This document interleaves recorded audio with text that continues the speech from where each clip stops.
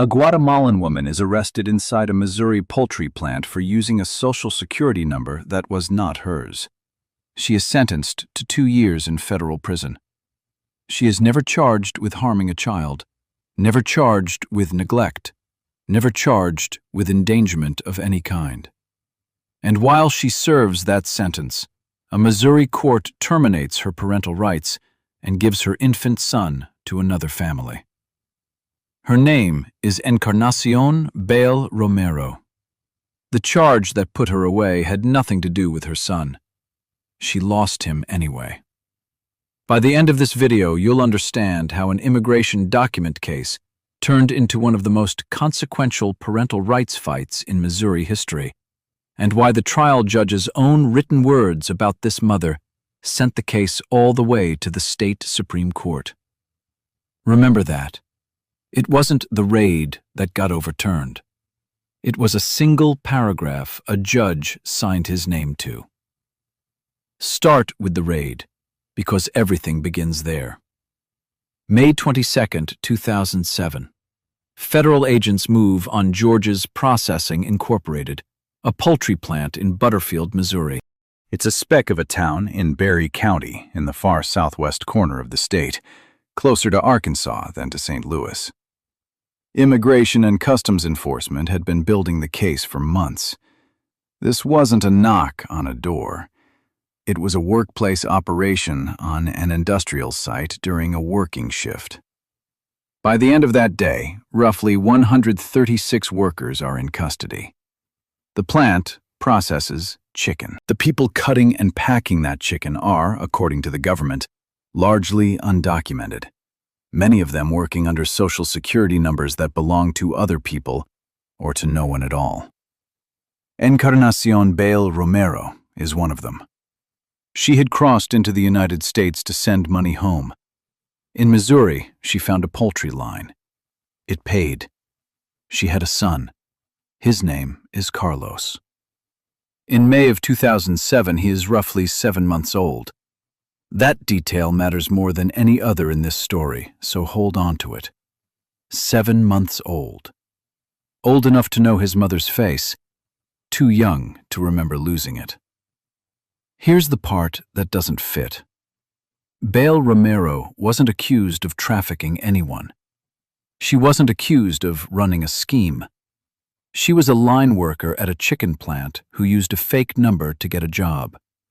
For that, federal prosecutors reached for a statute with real weight: aggravated identity theft.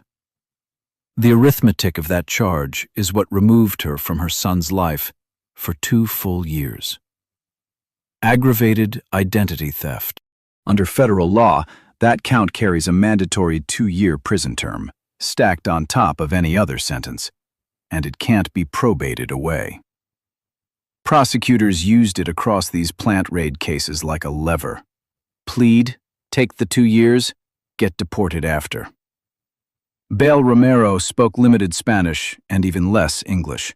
Her first language was an indigenous Guatemalan tongue. She was convicted and sentenced to the 2-year term, then sent to federal custody.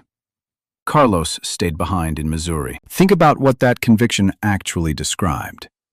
To carry an aggravated identity theft charge, the government had to say she'd used a real person's identifying number, that somewhere out there was a victim whose 9 digits she'd borrowed to clock into a chicken plant.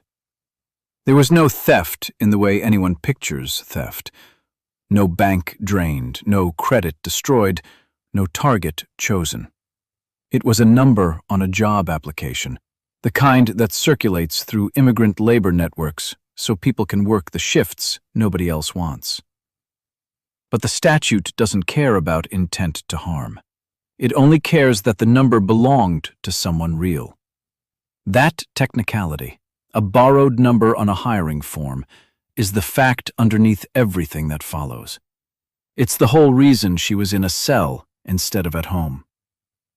This is where the second story starts. Not the immigration story, the custody story. Because a 7-month-old cannot go to federal prison with his mother, and someone has to hold him.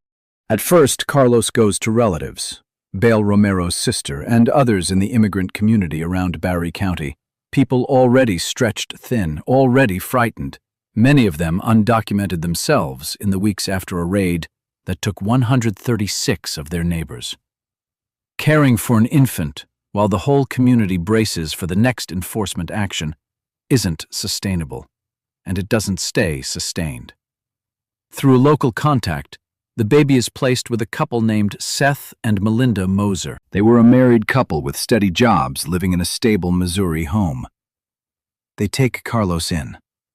Here, the accounts split hard, which is exactly why this case would take years to resolve. To the Mosers, they were taking in a child who needed a home. To Bale Romero, sitting in a cell, she had never signed away her son. She had lent him to relatives until she got out. A mother in federal prison, a baby in a home 2 counties over, a language barrier 3 languages deep.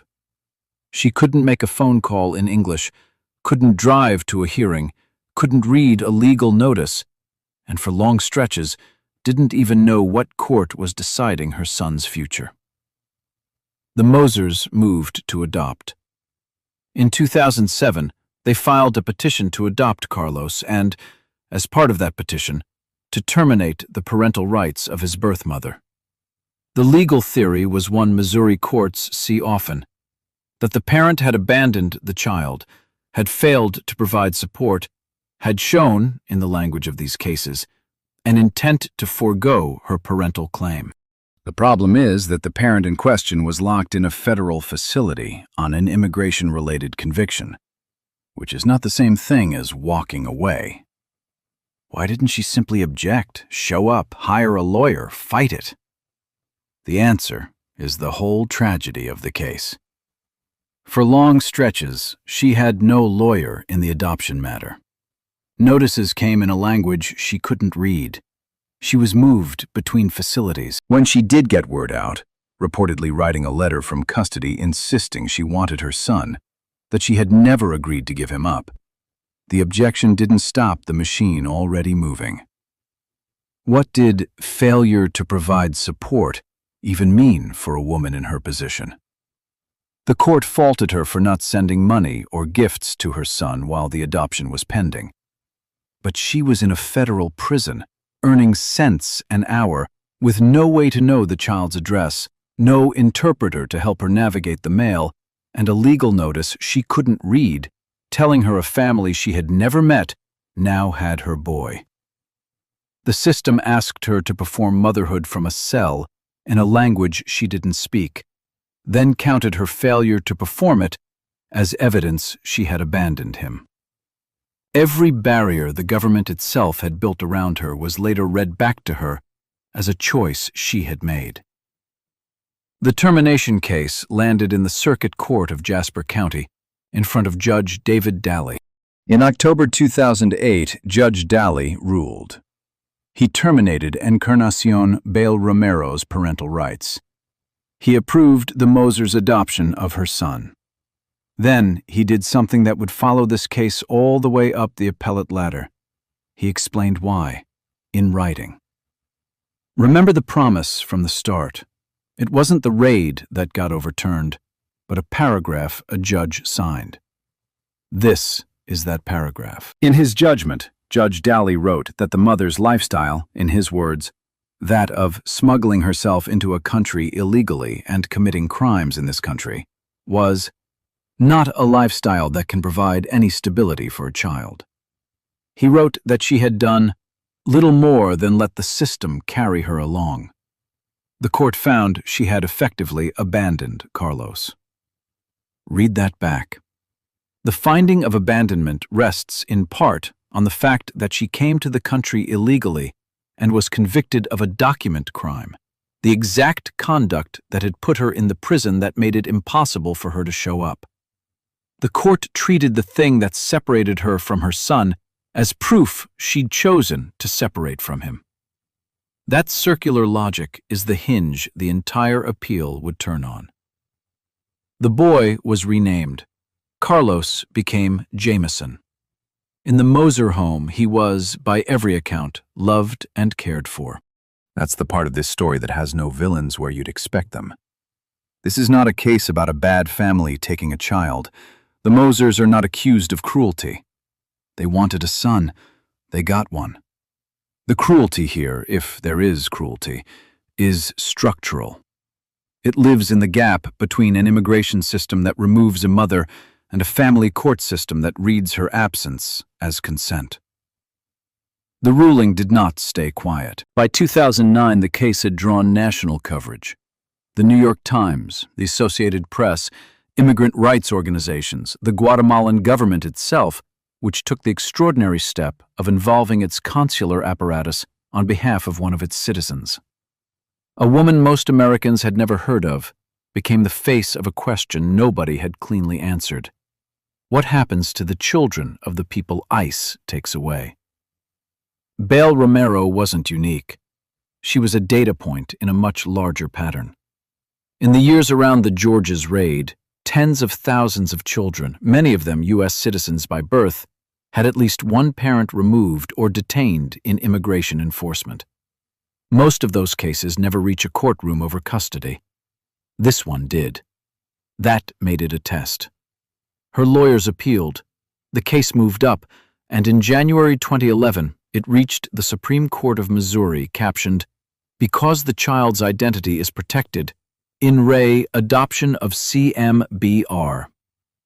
On January 25, 2011, the state's highest court issued its decision. It reversed the termination of Encarnacion Bale Romero's parental rights and undid the adoption judgment. The case went back down to be done over. Here's what the Missouri Supreme Court actually said, because the specifics matter. The court did not rule that the Mosers were unfit or that Bale Romero automatically got her son back. It ruled that the process that took her son had been fatally flawed. The trial court, the justices found, had failed to follow the mandatory procedures Missouri law requires before it can permanently sever a parent from a child. No one had conducted a proper investigation. The trial court had skipped the safeguards that exist precisely so a permanent, irreversible decision isn't made in the dark. The court called it what it was: a failure of due process. In plain terms, you cannot terminate a mother's rights this fast and this final. Not even this mother. Not even after a raid. Now the hardest part of the story, the part most people who share the headline never get to. Missouri's Supreme Court reverses sounds like the ending. It wasn't. It was a remand. The case went back to a trial court, this time in Greene County, for the whole fight to be held again, correctly this time, with the procedures followed and both sides represented. The remand hearing was not a formality.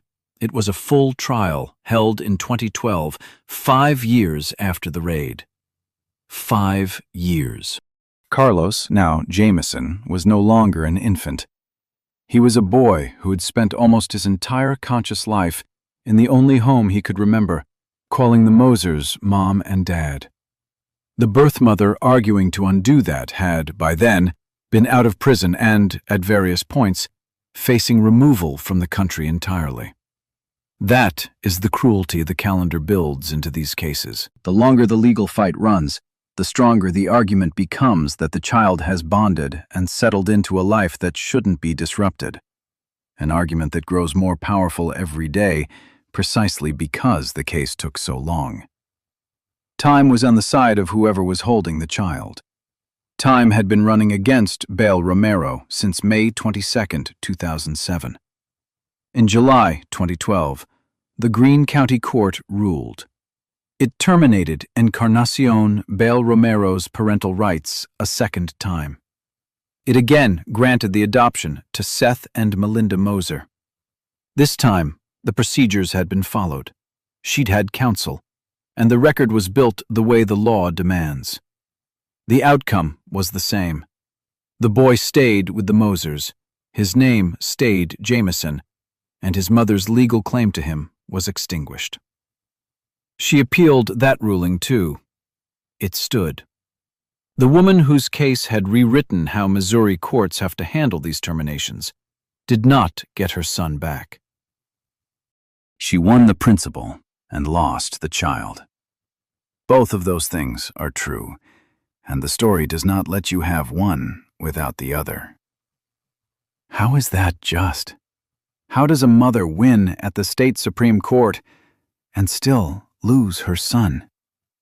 The court's answer is that parental rights and a child's best interests are two different questions, and after 5 years, the second question had answered itself. A boy who's lived his whole remembered life with one family isn't made whole by being handed to a stranger who happens to share his blood, even if that stranger is his mother, even if she never agreed to let him go, even if the only reason she was ever absent is that the federal government put her in a cell for a social security number.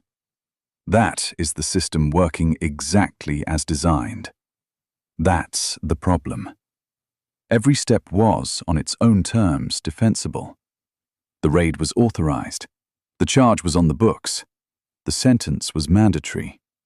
The adoption petition was legal. The remand was correct. The best interests finding was reasonable. Follow the whole chain, and no single link looks like the crime. But stand back and look at the shape of it, and a woman who committed a document offense lost her child forever. A punishment that appears in no statute, that no prosecutor ever asked for, and that no jury ever imposed. Here is the one uncomfortable fact the tidy version of this story leaves out. The Missouri Supreme Court's decision, the landmark ruling that immigrant rights advocates cite to this day, did not save Encarnacion Bale Romero's family. It arrived, and it was right, and it changed the law for the parents who came after her. For her own son, it changed nothing. She is the reason the protection exists. She is also proof of what it costs when the protection comes too late. She had wanted, reportedly, one thing from the beginning: to raise her boy, or failing that, to have him raised by her own family in Guatemala rather than adopted away entirely. Neither happened. The George's plant kept processing chicken. The plea deals from that raid were served and the workers deported. The Mosers raised a son named Jameson. Somewhere in Guatemala, a woman who crossed a border to send money home has a photograph of a 7-month-old and a court file thick enough to stop a door. The complete legal record of the 2 years that turned her into someone her own child will never remember. He was 7 months old when she last held him, as his mother in the eyes of the law. By the time the courts were finished, he was old enough to start school under a name she didn't give him.